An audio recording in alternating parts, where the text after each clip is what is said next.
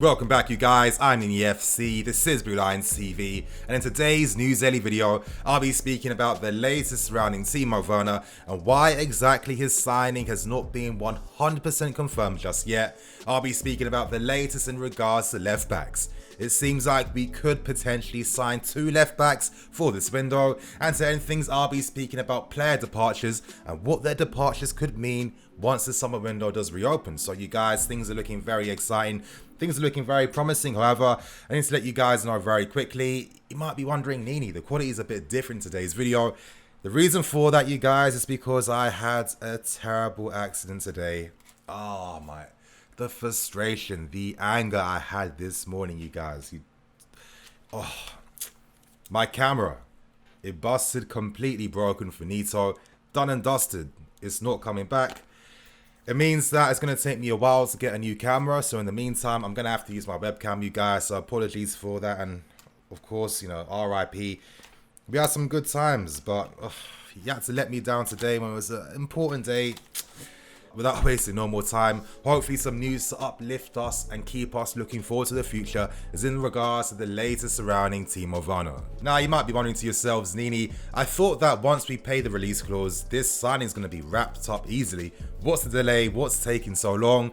Well, it touches upon something that I mentioned in a video in regards to Benrahma being a plan B. I mentioned that the benefit to potentially signing Benrahma is that he's already in this country, meaning that he won't have to be on quarantine for 2 weeks. Because that's the thing, you guys, if you're a foreign player signing for a team in this country, it means that you are going to have to follow the country's protocols and take a 14-day quarantine. It seems like this is why there has been a big delay, because it's delayed the logistics behind Werner completing his medical.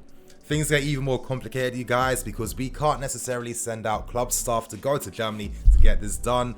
And that's because if that's the case, then our club staff have to quarantine for 14 days once they arrive. And of course, with the current protocols in German football right now, they're really discouraging anyone to be leaving the country at this point in time. And, you know, their season's still going on. So this isn't working right now. It seems like in reality there could be maybe a confirmation of some kind coming next week, or in reality we'll have to wait until the end of June once the Bundesliga season is over before this deal finally completes. But in the meantime, Werner is our player. I mean, there's so much evidence supporting this. Klopp himself came out to state that Liverpool aren't in the running to sign him. There's no other interest too. It's done and dusted, it's confirmed, you guys. Werner will be our player for next season. The only thing that can mess things up potentially was, you know, just, God forbid, touch wood, he picks up an injury that was really bad. That would be the only thing, you guys. So he's going to be our player. And at that point now, we now move on to some big news today, and that's in regards to player departures. Now, this report came out from the Times and from other publications in this country. It's looking like the plan for this summer is to sell players to help fund moves. You know, that is typical of how we do business. It's one in, one out. And it seems like there could be a few players left open to the possibility of leaving and being sold. Now, I'll be honest, there were some really surprising ones. I'm going to be breaking down these players, giving a brief, analysis and talk on these guys, starting with the first one, and obviously that's going to be Michy Batshuayi. Now, interestingly, from The Athletic today, they reported that Michy's future, of course, is looking very bleak. Right now, he's not even training with the group of players in the first team. He's training by himself with the youngers. It seems like he most definitely is not in Frank Lampard's plans, and he's being phased out. You know, I think this is synonymous of Michy's time here. I've always felt that tactically he's never really, picked up things very quickly. And The Athletic gave some more insight and context in regards to Michy's stay at this club. Highlighting how Conte had a lot of difficulties actually getting Michy to follow instructions and fulfilling them. So for me, he was never ready for this level just yet. He's on 110k per week. It will be hard to let him go because his contract is expiring soon. And, there's not much interest. So there is a possibility that Michy could sign a contract extension and be loaned out. So he's definitely going. There's bait ones like Marcus Alonso and Emerson, and it's interesting that both players have been spoken about in regards to leaving together in this window. Now, I had my own personal theory where I thought maybe we'd keep one of them, most likely sending Alonso, who's the left wing back, and it's going to be a system that Lampard doesn't use as much for next season. So I thought he might be sold, and then I thought Emerson might remain here until January or until the end of the season. However, there's a strong possibility that both players could be sold, meaning that we'd have to sign 2 new left backs to replace them. Jorginho is another player that could be made surplus requirements if we get the right bids and offer for the player.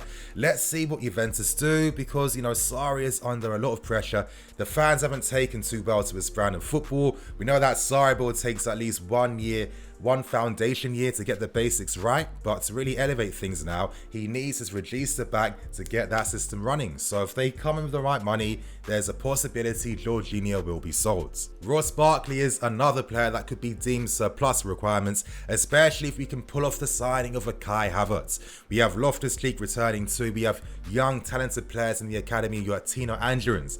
It seems like Barkley's days could be numbered. Allegedly, we're commanding a 30 million fee for a club to outright sign the player, and it seems like Newcastle and West Ham are the 2 prominent clubs showing the most interest. So let's see what happens. It would be great business because we sign up at 50 million, making double the profit.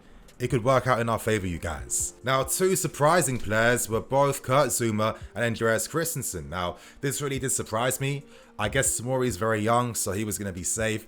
Rudiger was another surprise, but I think since he's turned into agent Rudiger, you know, he's helping us sign Kai. He played a big part in persuading Werner to sign for us too. I guess he's done his bit to help this club. So I'd understand why he got a contract extension and why Lampard would keep the player, because again, you know, Kai and Werner have to acclimatise into the team. Unfortunately, this could mean that one of those 2 defenders could be sacrificed. And I use sacrifice in particular because if one of them was sold, it's not because they aren't good enough for us. That is far from the case at all. Sometimes in football, for the sake of getting a balanced team and a balanced squad, you have to let go of other players. And in that sense, Zuma and Christensen play that right-hand centre-back spot. That is their best position. They are cover defenders. Unfortunately, we just don't need 2 of them. So this could mean one of them would have to go. It would be really disappointing because I like both defenders so much. But, you know, I accept that sometimes for the sake of getting team balance, you have to make the right smart decisions to let certain players leave. Obviously, we know that Willian and Pedro will be going as well, so there's nothing new there. And for the last player, it seems like maybe N'Golo Kante could be made surplus requirements. I personally think that's absolute nonsense. There has been a big story going around over the past 24 hours suggesting that Real Madrid are going to make a 72 million offer. But this came from AS and they're known for complete BS. So I'm not even going to speak about that story today, you guys, because there's nothing factual behind it. So you guys, it seems like some of the players in our squad, their futures are in jeopardy. What's really interesting is that we could potentially sell both our current left backs in the next window, which implies that we'll be in the market for 2 new left backs. Now we know there's big interest in Ben Chilwell and another player that could be made available on a free. I think it's time to speak about that, you guys. And now we move on to the left back news. Starting with Ben Chilwell, and reports coming out from the English media are still strongly suggesting that there is big interest in us to sign Ben Chilwell. Now we know that Leicester City have placed a 75 million valuation on the player's head, which isn't worth it in my humble opinion. But it seems like maybe the pressure from the player who, as I've been saying for a long time and as it's been written about as well, wants to leave Leicester to sign for us. He wants to come to this club. Could Leicester City allow the player to leave? Are they feeling the pressure? Maybe, you guys, because reports are now stating that Leicester City might place a 50 million valuation on Ben. Now that's a big difference. That is a 25 million reduction in their original valuation. It's quite funny because reports stated that, you know, when we made our inquiries for Ben, they mentioned that we've signed Ziyech and Timo Werner, and we signed both for a combined 89 million. So if we can spend money for those 2 players, why can't we spend big on Ben? I mean, that doesn't really add up. It's not really balanced if you're asking me, because we've signed 2 players for nearly the same valuation that you want for Ben, who's a left back. So that makes absolutely no sense. It seems like Leicester City are now looking at potential replacements if Ben is sold. They're looking at players like Ryan Bertrand and Nicolas Tagliafico.